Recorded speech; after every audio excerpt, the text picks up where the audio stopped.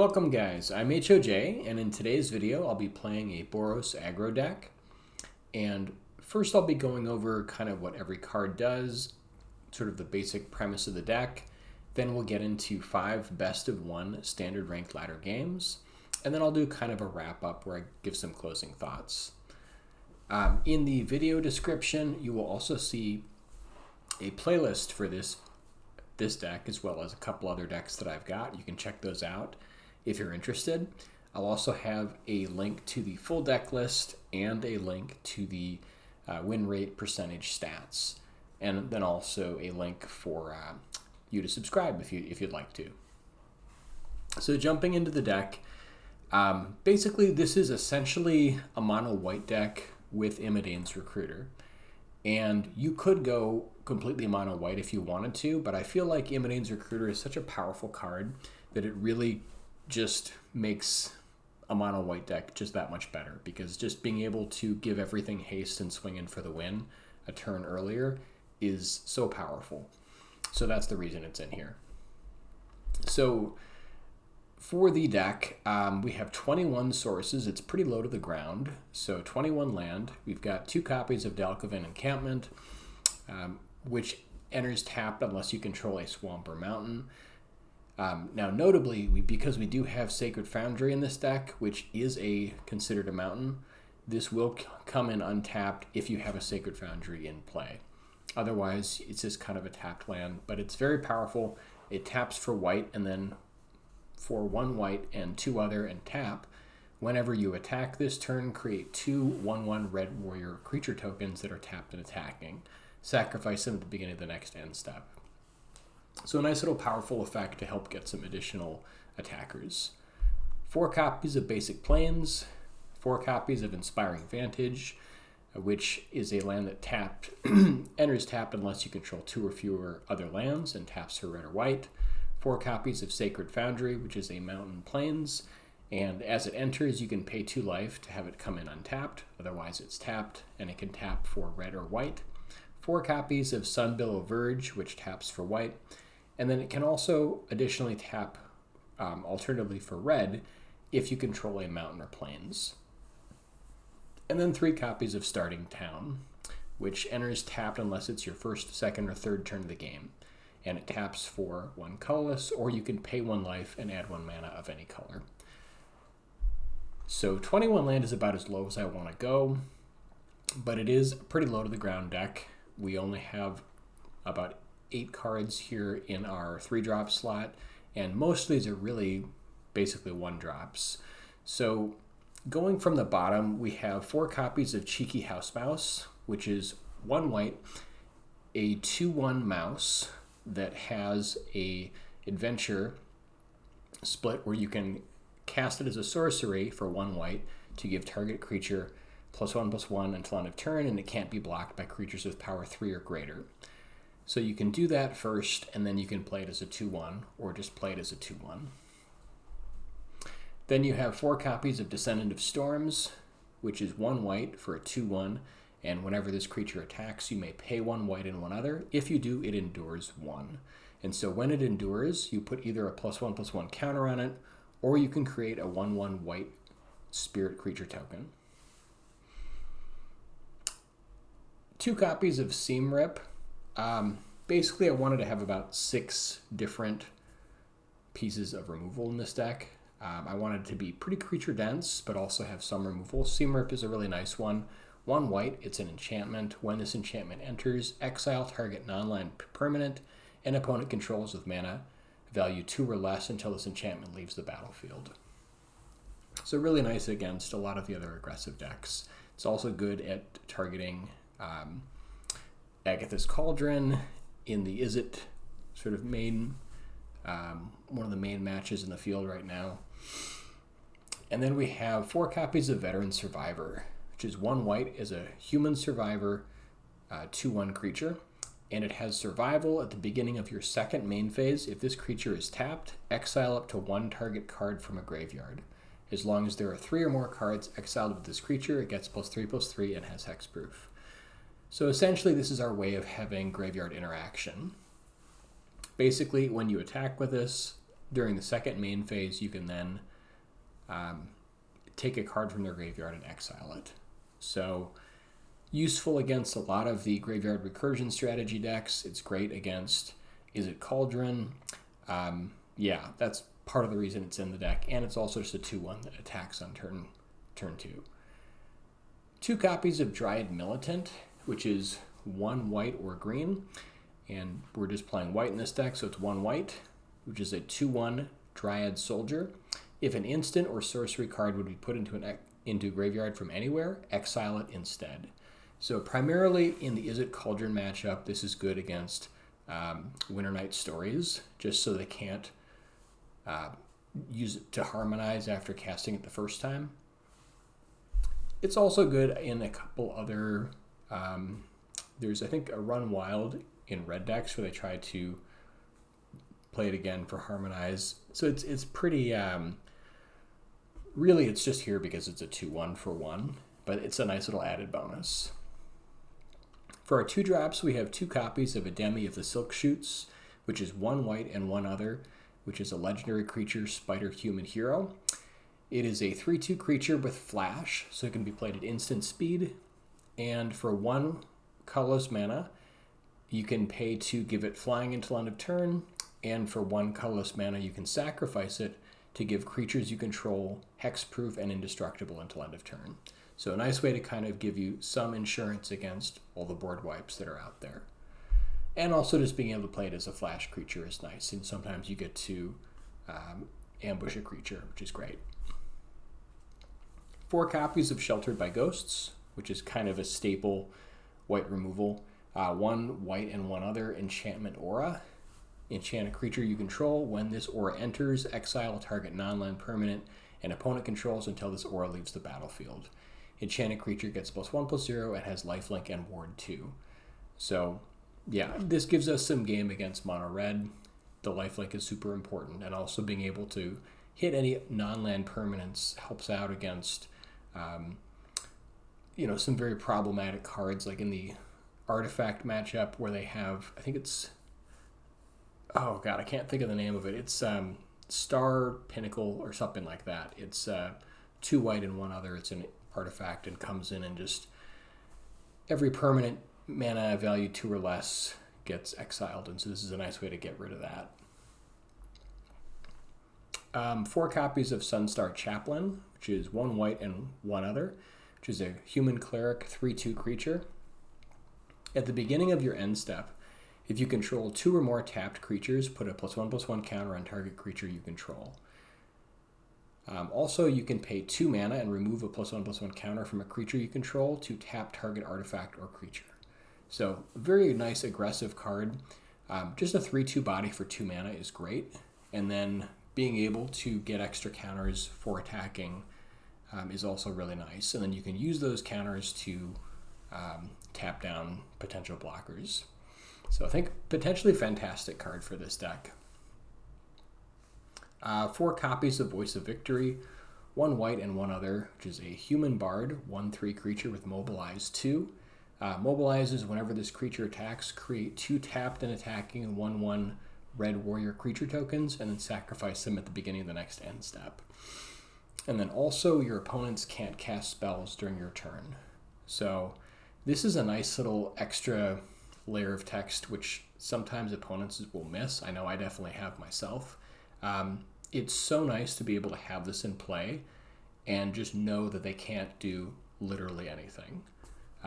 They can use, I guess, abilities with creatures that are on the board, but they can't cast spells during your turn, which is incredibly powerful. It's also a really good combo with Sunstar Chaplain, just because it creates 2 tapped attacking creatures, which then will count towards the Sunstar Chaplain clause there, so you can get extra, so you can get a counter, or more likely to ensure you're able to get a counter. 1 copy of Makdee and Itla, Skysnarers. It's a legendary creature, Spider Human Hero, which is a 2/2 with flying, and then artifacts and creatures your opponents control enter tapped. So this is really good against mono red. It's just fantastic against most decks, to be honest, but just another way to kind of give this deck a little bit more reach. Currently, I only have one copy. I would probably play two if I owned another copy, so that's a consideration. But I think it's a pretty powerful effect. I know Authority of the Consuls is being played in a lot of decks right now, which is really powerful. And just being able to get that effect on a creature is fantastic. For the 3-drop slot, we've got 4 copies of Imodane's Recruiter, which is 1 red and 2 other. It's a human knight, which is a 2/2. And then it also has the adventure portion, which is train troops, 1 white and 4 other as a sorcery to create 2 2/2 white knight creature tokens with vigilance. So you can do that if you have extra mana. Otherwise, you can just play it for the other side here, which is a 2/2 creature, and when this creature enters, creatures you control get +1/+0 and gain haste until end of turn. So this is kind of your finisher, buff everything up, swing in with haste. And then 2 copies of Darval, whose web protects, which is 1 white and 2 other, which is a legendary creature spider human hero, is a 3/3 within web for 1 white. And what that does is you can cast this spell for 1 white if you also return a tapped creature you control to its owner's hand. So this is also a really nice combo with Voice of Victory. You can return a tapped red 1/1 red warrior creature token after the combat phase, and then just get a free 3/3 for 1 mana, which is pretty great. It's also just really good with any of the 1 mana creatures, just to essentially get a cheap version and then recast them. Also 2 copies of Yera and Oski, Weaver and Guide, 1 white and 2 other, legendary creature spider human hero, which is a 3/3, which also has in web for 1 white. So you can do the same thing with this creature. As Yera and Oski enters, look at an opponent's hand, then choose a card type other than creature. Spells of the chosen type cost 1 more to cast. So this is kind of the... this is basically like the... what's the word I'm looking for? I completely forgot the name of the creature. Basically just added a cost of 1 to all non-creature spells in the past. Well, at any rate, it's a really nice effect. You can only choose it for a certain type of spell, though. So you can either choose like sorcery or instant or enchantment, and you do get to look at their hand before you do it. So again, just being able to play it for cheap as a 3/3 is a pretty powerful effect. I think that you might potentially want to run more than 2. I have 2 in here for now, but I could certainly see like running 3 or possibly even 4 of these. The only reason I'm not is because it is a legendary creature. So that's the deck. Let's get into some games.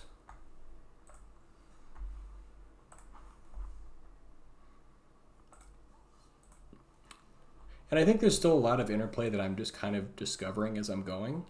But there is another white creature that I would play in this deck otherwise, Lightstall Inquisitor, which is 1 white as a 2/1 with vigilance, and it forces the opponent to, I think, remove 1 card from their hand and make it cost 1 more mana or come into play tapped, which I would normally run in this deck, but because of in web and the Sunstar, it just is sort of like a kind of a non-bow, and so it's sort of awkward to have that effect.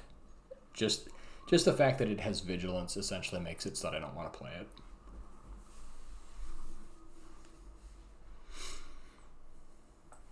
Which is funny because vigilance is great, but with these, specific interactions within web and the other creatures, it just doesn't end up working out.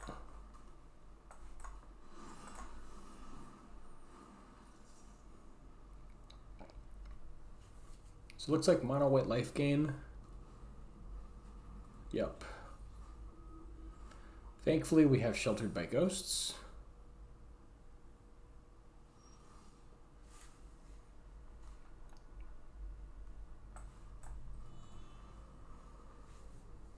So I think here, I'm assuming they're not going to block because these creatures are both quite valuable. What we could do here is go like attack and then in web for Yera and Oski to try to make their stuff more expensive. We could also Sheltered by Ghost to sort of get a lid on this and get rid of their Hinterland Sanctifier. Or the Channeler. I mean, they're both huge threats, to be quite honest. So I don't know what's correct. I think I might just get Yera and Oski just to see what we're up against, and then replay the House Mouse. But yeah, they're never blocking here.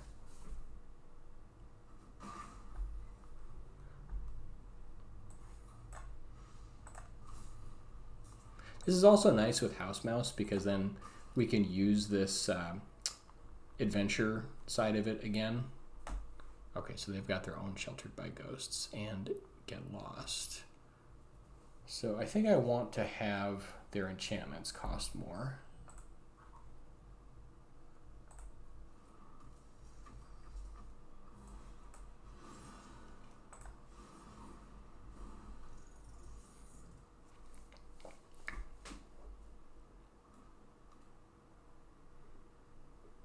Which they can still do, but kind of this sort of,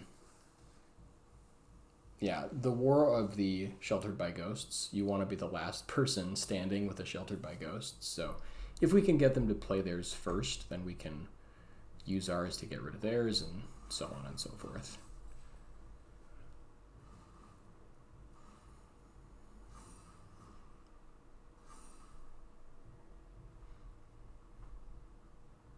Yeah, and I think part of the reason why I went with like the play that I did is I wanted to like see what else we were, coming up against here. They have a really good hand, like with Halaya, such a good card here.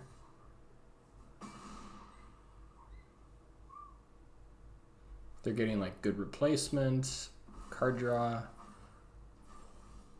and they have a lot of like enablers here as well. So, yeah, this is a little bit awkward because now if we Sheltered by Ghosts, they just Sheltered by Ghosts are Sheltered by Ghosts, which I guess we kind of sort of have to though to make some headway. Otherwise, I suppose we could just develop, but we're at 13, and there's a real chance that we just die next turn if they kind of go off again. So I think we sort of have to do this now.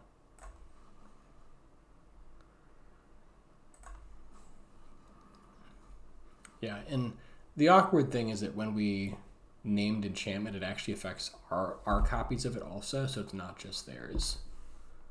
So maybe I should have named instant, perhaps. Again, they're never blocking here.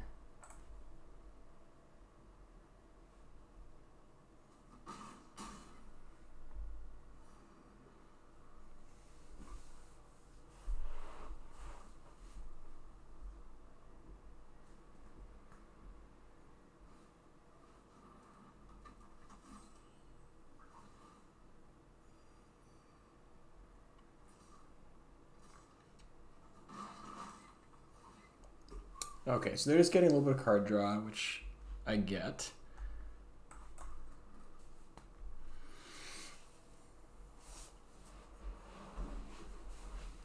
I don't think that they make this trade. I think that they probably just want to wait and use one of these cards next turn, so we probably get a free attack here. And I think we just try to develop a little bit as best we can.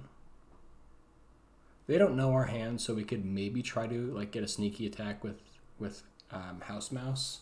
They might just block here though, so I think our chances of again webbing here is somewhat low. But I think they probably don't block here. I would be surprised if they blocked.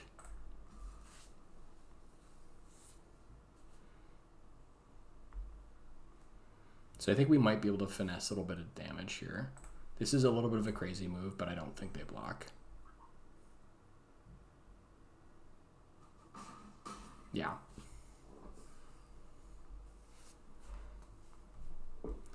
Okay, now we can in web.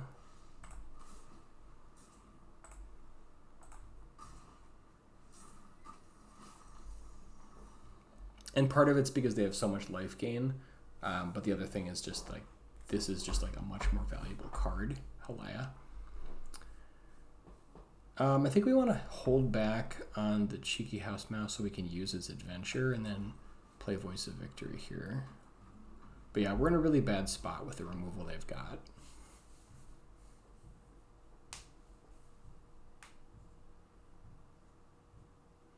Like, I think they're hoping they get to 5 mana and they can just like completely get rid of our Yera and Oski.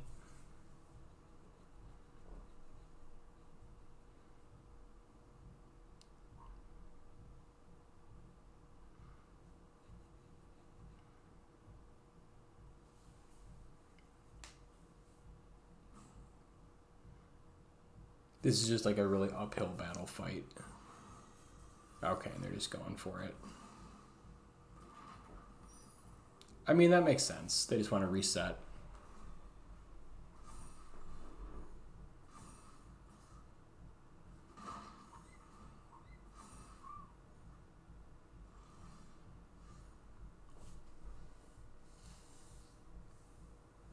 So I think we just try to set up a Hail Mary Imodane attack. Unfortunately, we don't have like good attacks right now. I guess we could go for like... I suppose we could go like Squeak by on like Voice of Victory and then use that to get Sunstar going. That actually might not be awful. We could also like try with a map token and see if we hit.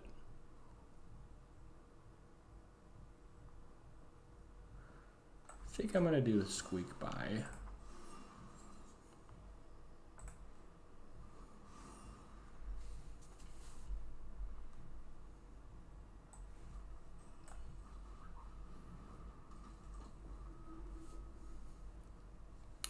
So I kind of want to hit land here. I think I'm going to try. Okay, we didn't hit land, but we do want to draw land next turn. So I think we put this over here.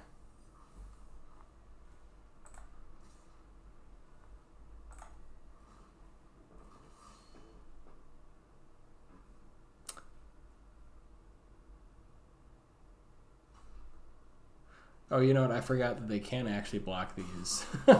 This guy gets by, but the tokens that he creates do not. Whoops. That was okay. That was a mistake. We were in a really bad spot, anyways. Like, we needed a lot of things to happen. Plus, they have Sheltered by Ghosts, so this game might have just been out of reach.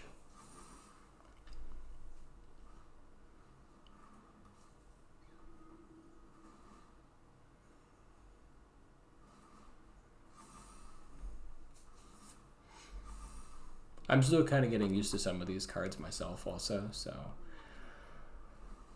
yeah.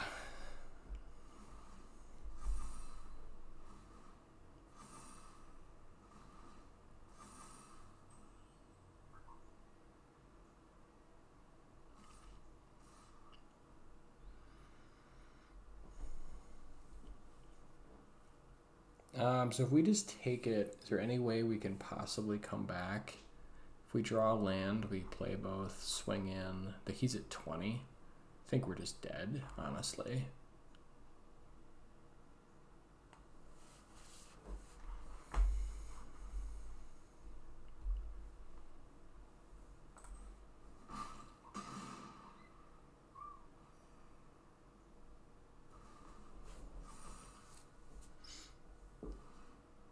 Yeah, and then he can just use starting town to like give these things both flying. Yeah, that's gonna do it here. Okay, OM1.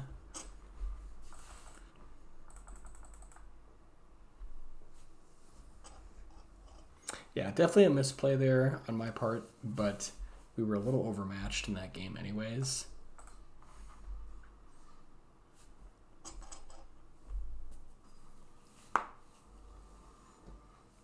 Mono White Life Gain is a fun deck, that's for sure. Okay, this hand looks good. I really like Makdee and Itla. This card seems quite good.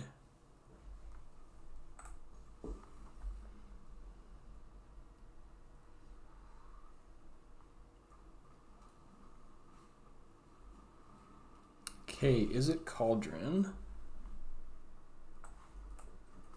Let's lead out here with the Dryad Militant.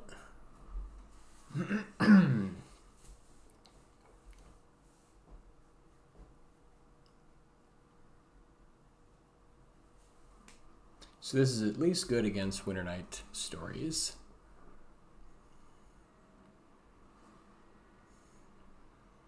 Okay, he's got half of the combo set up.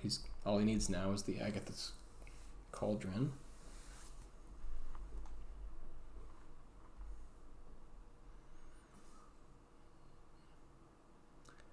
Okay, so he probably has Winternight Stories in hand, which is why he's doing this attack. I think we still want to block here, though. This is definitely a card we want to get rid of.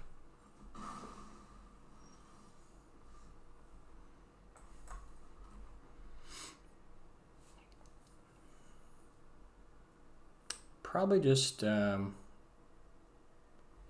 Sunstar is nice. I guess we could try to trade for fear of missing out, but Makdee and Itla also gives us some evasion. I suppose we could also just like play Sunstar and then go like cheeky house mouse, Squeak by.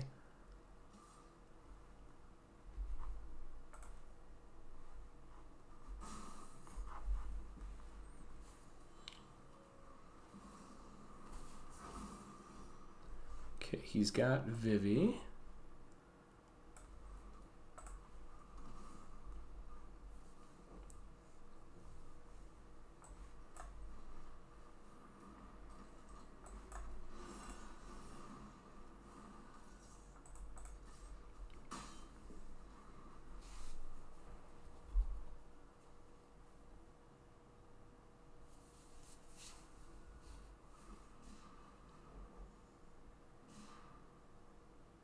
Even Vivi by itself without Cauldron is still pretty nasty.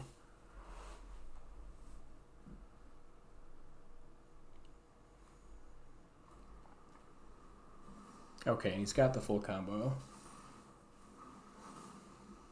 But at least it comes in tapped.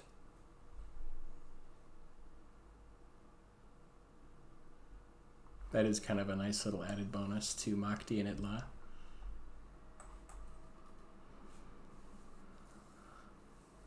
Okay, I think we just play a couple more things out here and then set up for a big Imodane turn. We could also use, like, since we've got 4 mana here, we can do Squeak by on the Sunstar Chaplain to make it so that it can't be blocked by Vivi, and then is big enough to essentially eat the fear of missing out. I think that's probably the play.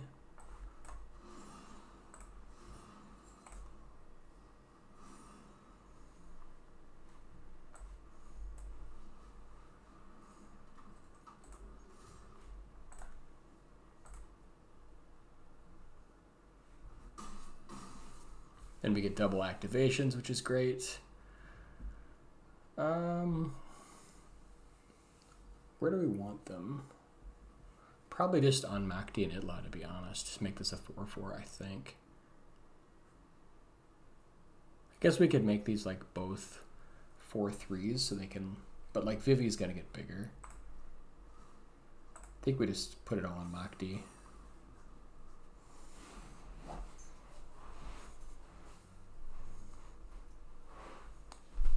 I guess if they have like bounce, it's awkward.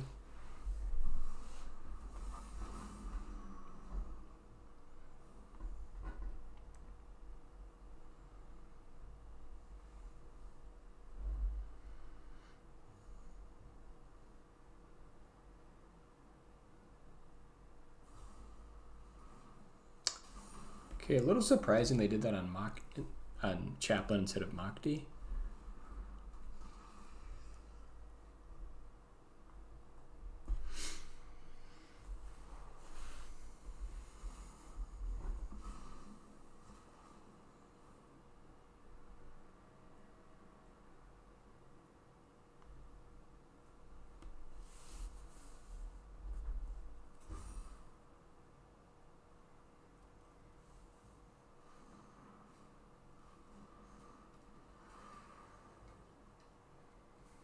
And let's see how far they get into their deck with the full combo.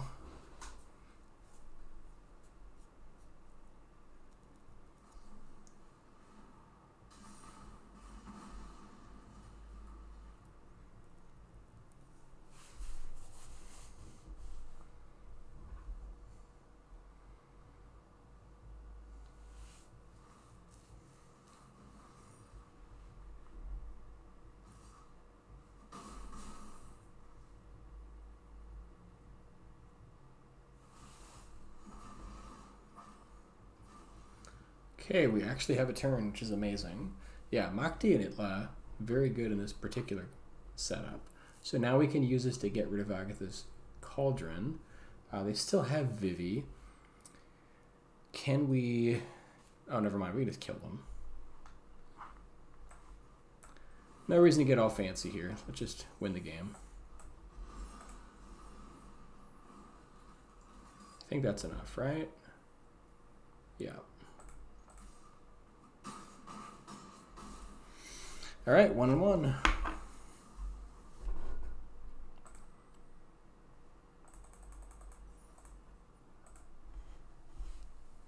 Just working our way into Platinum 3 at the moment.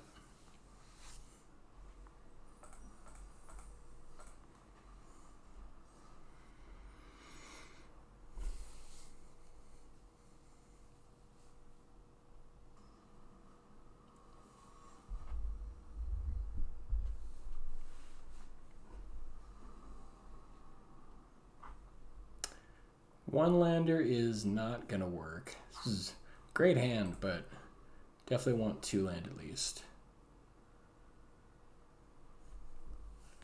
I think... I guess with Sunstar Chaplain, I kind of want to have more creatures, so I think I'm going to throw back the Seam Rip. Not sure if that's right, but definitely helps to have more creatures. And we'll lead out with Militant here.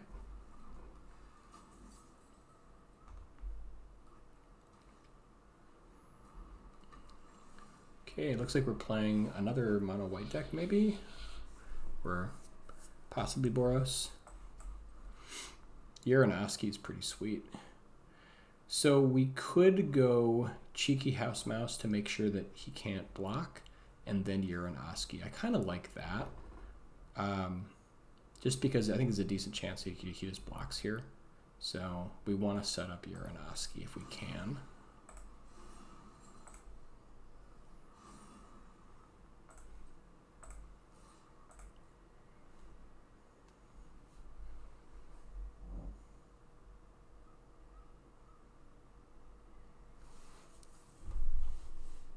This might be a little bit of extra work to make sure we can do it, but I think it's worth it. Wait a second, did that? Oh God. Oh my God, I completely misread. For some reason I thought that was going to make it so they couldn't block if it's power 2 or less. Well, I make the mistake so you don't have to, I guess.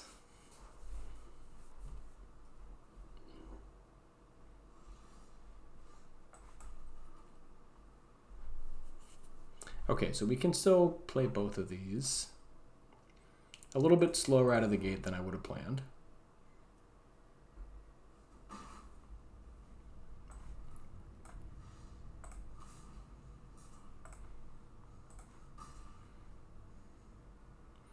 Let's take a look upstairs and see if we can crawl back into this game.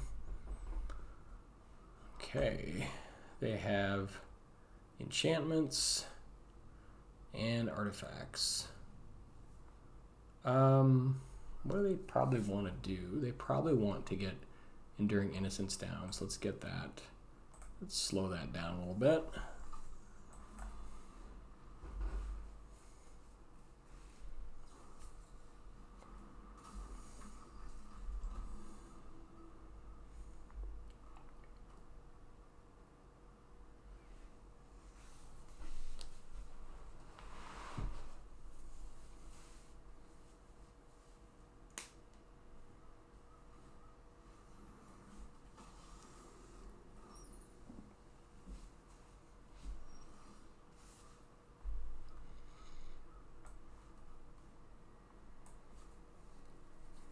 I think we want to set up for trained troops here. Yeah, unfortunately, if we still had Squeak by, that would be good now, but we don't. So they want to just trade here if at all possible, I'm guessing. And we do not want that to happen, so I think we just sit.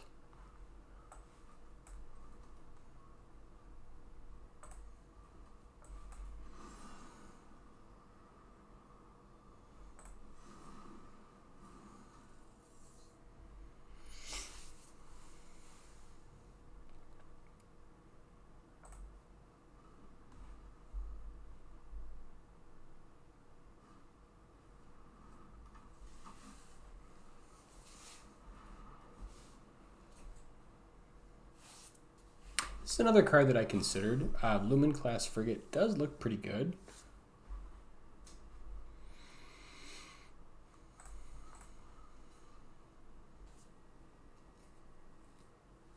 Yeah, I suppose we can make this trade at this point. Although having 2 creatures to activate Sunstar Chaplain for next turn, like we take 8, drop to 12. It's probably better to just get rid of this.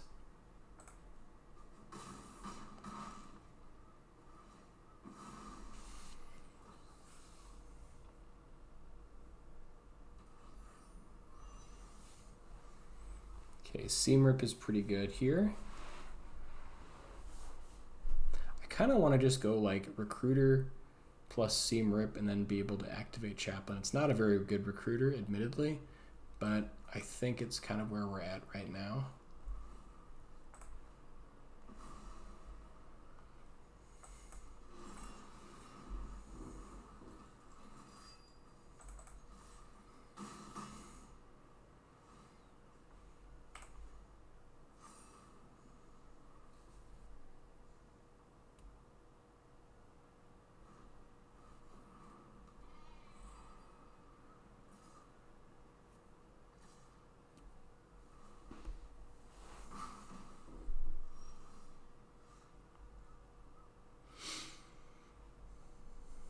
Cheeky House Mouse does make this thing big enough to at least get through.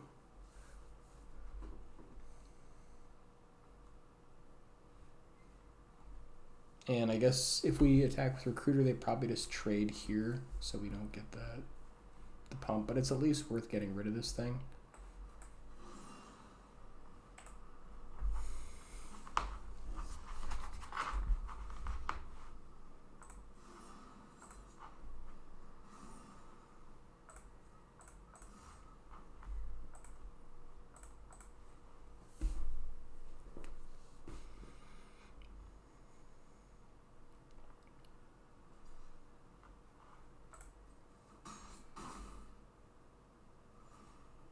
Oh, you know, I suppose we could have tapped it down by removing a counter. Then we'd get a counter back. But I think this is fine.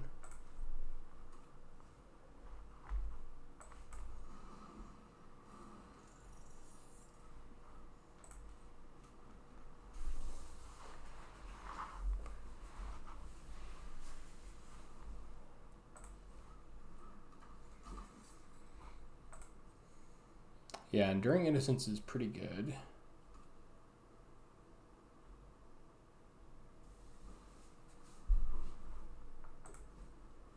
Their build definitely seems to be quite a bit more value oriented as opposed to just like as many, you know, 1-drops as we have. So in this particular matchup, it's working out pretty well.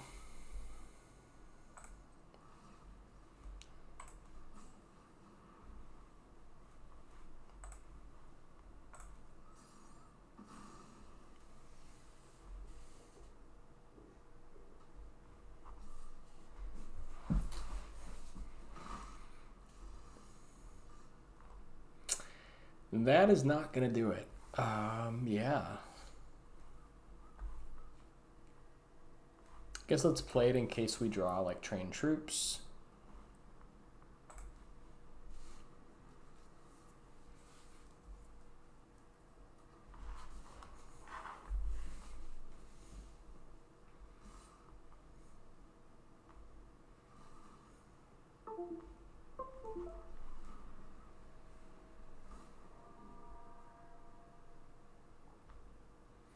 And they're just getting all kinds of value here.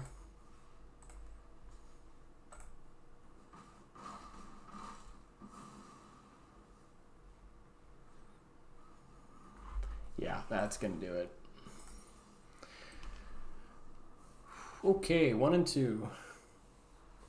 So definitely a different way we could have built mono white there. Their build looked pretty good.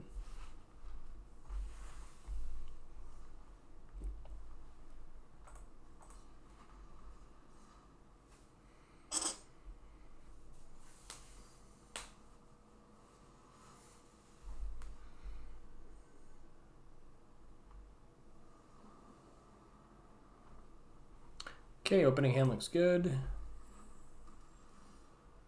I think we'll lead out here with Veteran Survivor.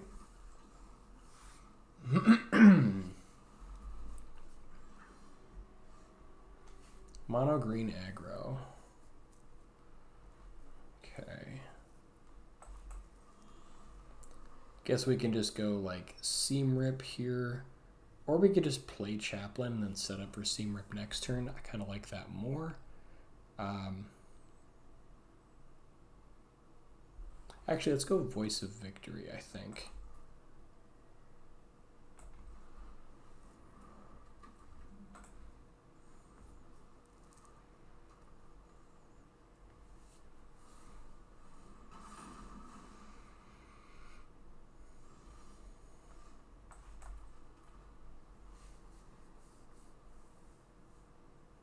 I think I just want to play creatures and then set up for Seam Rip the next turn.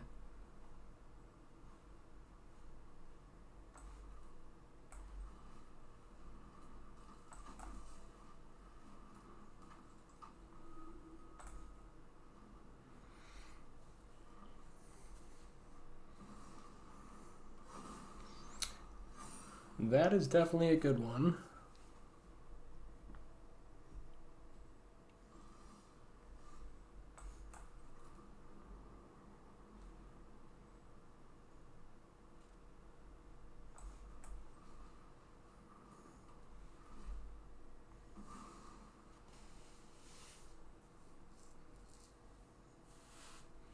Fortunately, don't have any good attacks, though.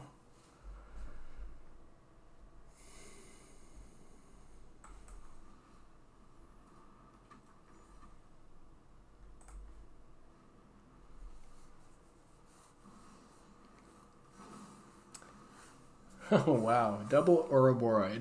Okay. That is pretty gross. So now if we swing in with Recruiter, we can push for 12 and lose our 2 biggest guys. I don't know that it gets better. Drop them to 8. We'll have 4 creatures to their 2. They'll have to be a little more careful, but they can kill us quite quickly here.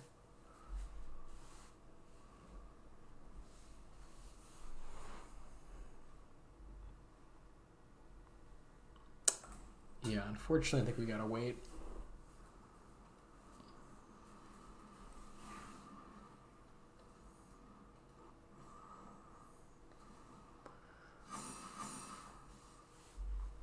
Okay. At least these things don't have trample, but good lord. This one does. Wow. And then drop to 1. Unless he's got pump. Okay. Well, 1 and 3. That was brutal.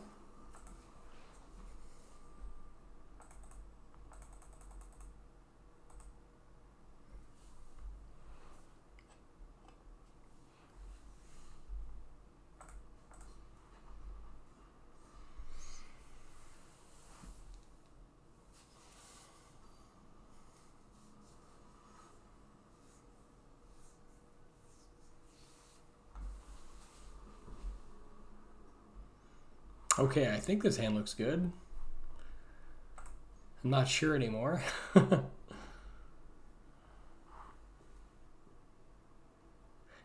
But yeah, I think Might have to go back to the drawing board on this deck.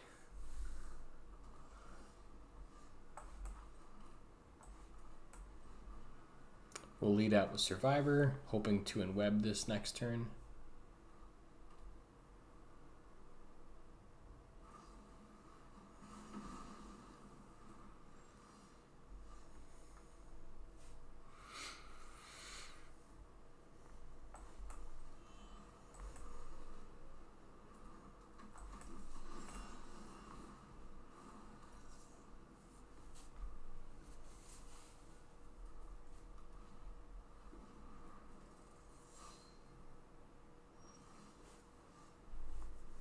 Possibly double in web.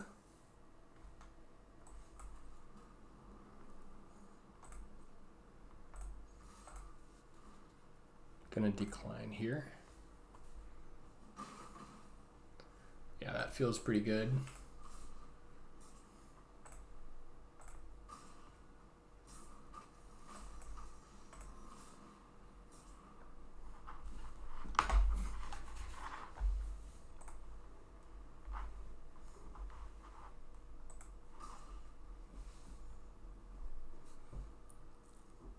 And let's go instant.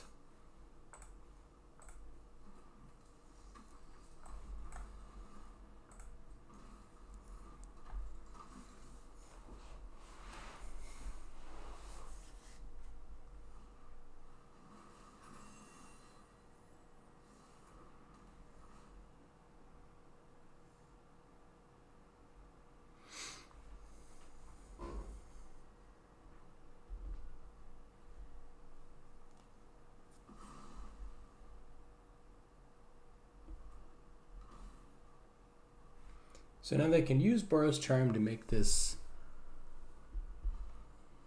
Oh, I guess they're just going to do that instead. That's fine. Yeah, double strike lifelink is pretty good.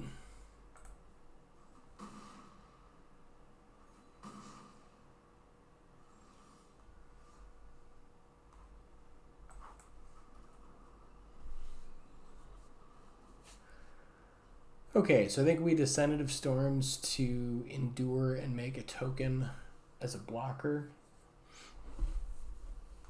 And then try to get in a little bit here.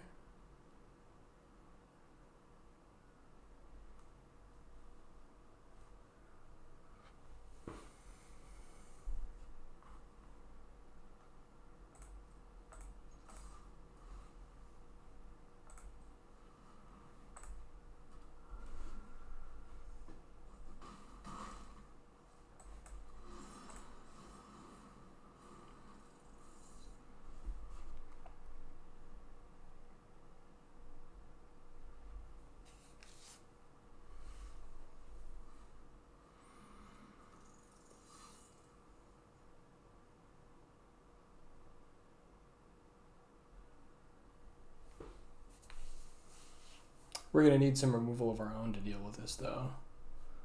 Either a Seam Rip or possibly our own Sheltered by Ghosts.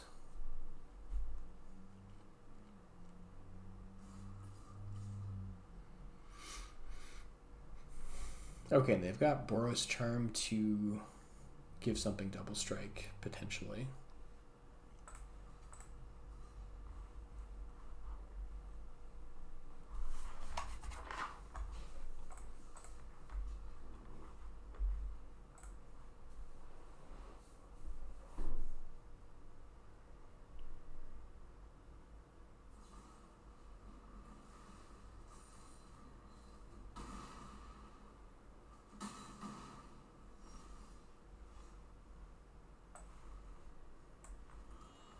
Okay, we can train troops.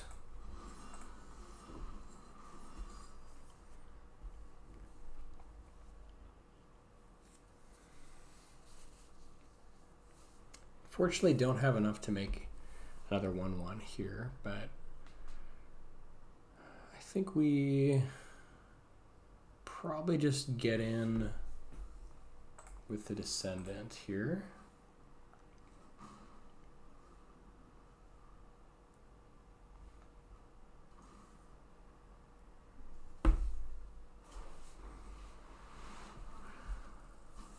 Okay, double manifold mouse is pretty busted. You can give it double strike and trample.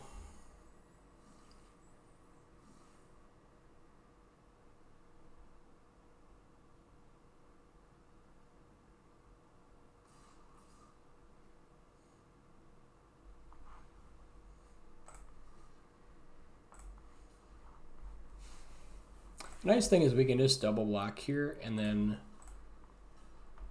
take care of both of them.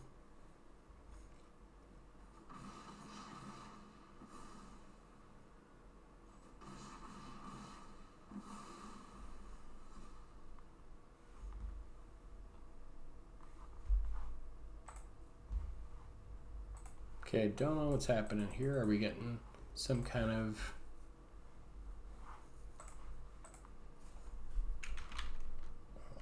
Okay.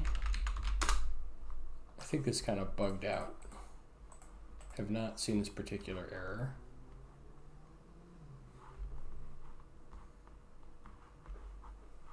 Gonna try to reload.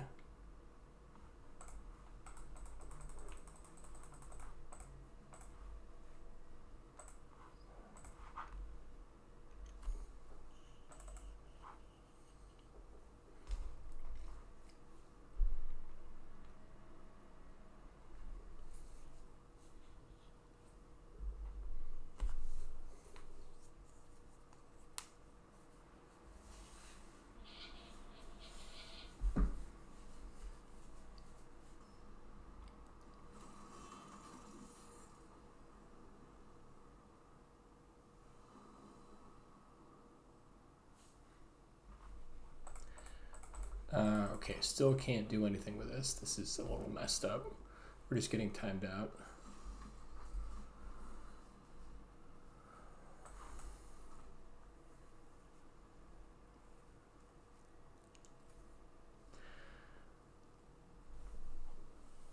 Okay, so we could endure, we could swing in with Recruiter, we could also just use Dalkovan Encampment.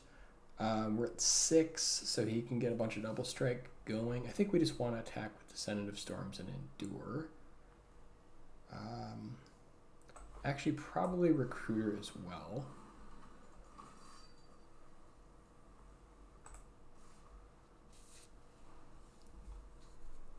Actually, never mind. I think we hold back Recruiter and just attack with Descendant.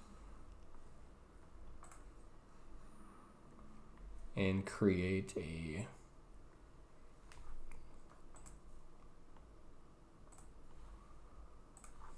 Actually, I think we put a counter on it.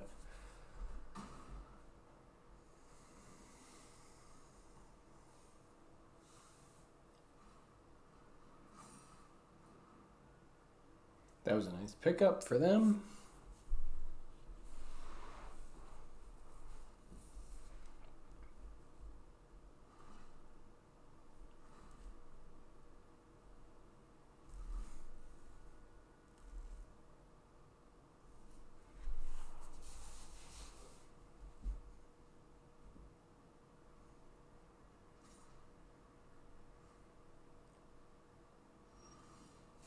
Okay, nice pickup for us.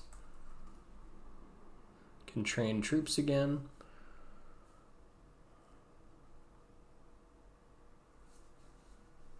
So I think here we get in with probably these two.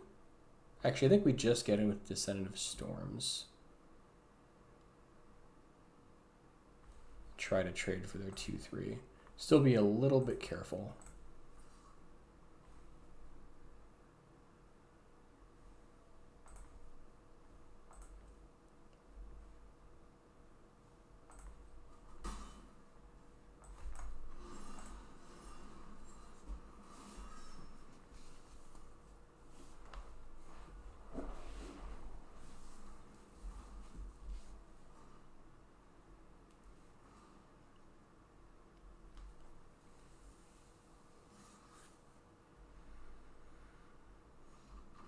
Okay, we got there. 2 and 3. That was possibly one of the ugliest set of games I've had. A lot of misplays and just figuring stuff out. So thank you guys for watching. I appreciate you coming along with me. Let's take a look at the stats.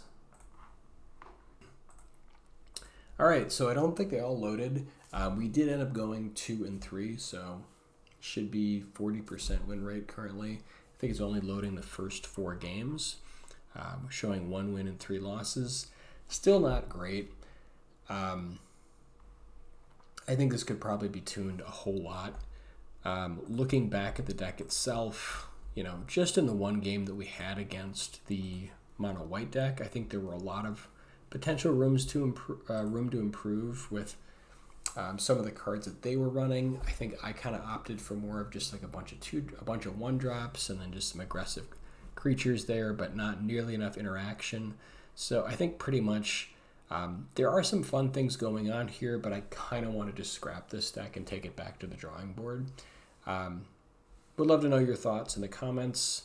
If you know, there were certain cards that you thought you liked or, you know, would change around. But anyways, guys, thanks for watching. You know,